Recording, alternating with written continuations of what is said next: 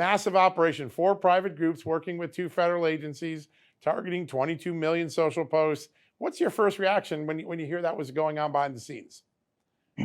Actually, that was stunning to hear that, and to know that it's actually coming through the cybersecurity agency, CISA. You know, this should not be happening. This particular type of censorship, where the government knows that they cannot do it by themselves because of the First Amendment of the Constitution, which prohibits it, and then they decide to partner with another entity, a private entity, you know, a social media platform or a university, and then they say, "Hey, we're going to feed you information that we think is disinformation, or we want to be disinformation," and then you go ahead and you do the deplatforming. You label it as misinformation or disinformation, or worse yet, you label it as true when they know that it's simply driving a false narrative. That is incredibly concerning. That's something that Congress needs to be looking into. And I'll tell you that when we take back the majority in November, and I'm a proud member of both the Oversight Committee and the Homeland Security Committee, I think this is something we need to look into and investigate further. Yeah, I mean, Americans, I think, across the board are concerned because most people know that if there's one group that's being targeted at one point, it's going to be another group at another point. But we're 40 days out from the midterms. People are possibly looking for a change. What can be done legislatively? Anything on your radar, anything coming down the pike next year? Well, I'll tell you that I have a bill right now, and it is called the Free Speech Defense Act. And it does exactly what you see happening that shouldn't happen. It prevents the federal government from partnering with other entities, with these third-party groups, with these social media companies, because that is a violation of our Constitution. And this bill would prevent the federal government from labeling anything through a proxy entity like, you name the social media company, but labeling it as disinformation, labeling it as misinformation, or labeling it as true. And then it would also give an opportunity for those people who have been injured by it to take legal action. So I think it's a great bill. I've got a number of Republican co-sponsors on it already. As we know, the Democrats are currently in charge of this session, the 117th. So, good bills really go nowhere in the 117th. But when we take back the House, good bills will have a place to go. And I look forward to the 118th. Yeah, that's a big piece of news, that legislation coming forward to finally address this censorship issue. We're going to be keeping a close eye on that for sure, Congressman. We had another story yesterday that caught my attention. I want to just ask you about it. There is a growing trend of federal law enforcement agencies, state agencies, local, that are buying America's geospatial cell phone data, which basically gives their whereabouts 24 hours, 7 days a week, and using it to solve crimes, deal with civil litigation, and even track health trends in America. CDC was one of the big purchasers of it. None of this is happening with a warrant. I think most Americans assume my phone data has to be gotten by a warrant or the government can't get it. When you hear how readily available it is and how widespread the practice of buying it is inside government, does that concern you? Is there something that should be done on that front?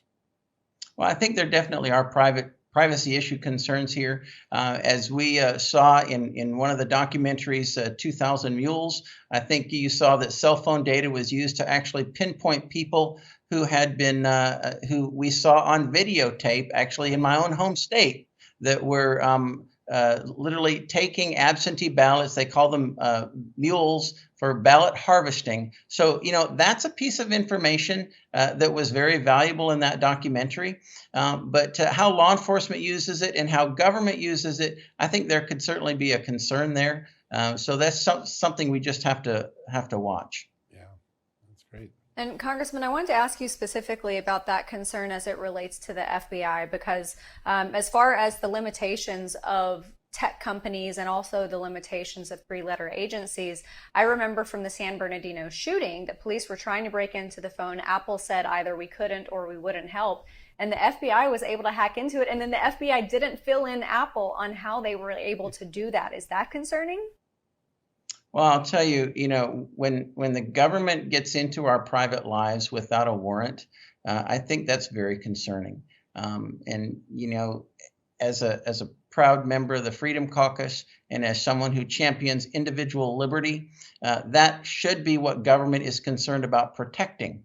Not what government needs to snoop in our lives so they can see what we're doing. When we are law-abiding citizens, that's just not the right way to go. Yeah, I think so many Americans agree with that. Sir, you worry about the border daily. I know that. We've talked before about it. Two things have really struck us. The number of people with terrorist ties that have been captured coming across the border, probably a lot who didn't get captured have come across. And then we now hear from the Inspector General of the Homeland Security Department, a massive failure to vet some of those Afghan refugees that were brought in the chaotic way that President Biden exited the Afghan war. What can you tell us about the security concerns these things have raised and what can be done in the near future to maybe tighten up the ship there? Well, I'll tell you that you're absolutely right when it comes to being concerned about the southern border. You have 78 so far that we know of, 78 people on the terrorist watch list that has come across the border that we have actually caught.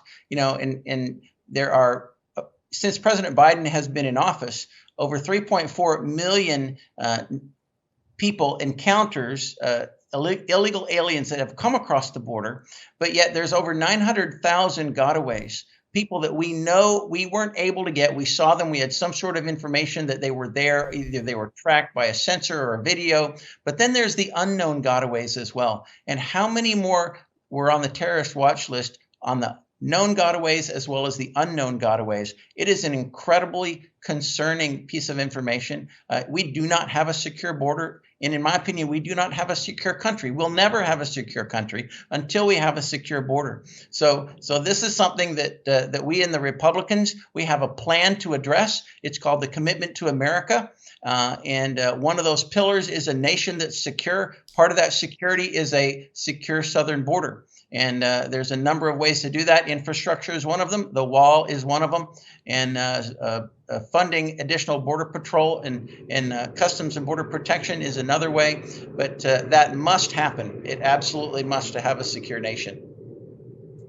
Congressman, I want to dig in on another border-related topic. You represent the great state of Georgia, and I know at one time, I think this is still the case, Atlanta is a huge hub for human trafficking. Since the open border, have you seen an uptick in that activity at Jackson Hartsfield or just in Atlanta in general?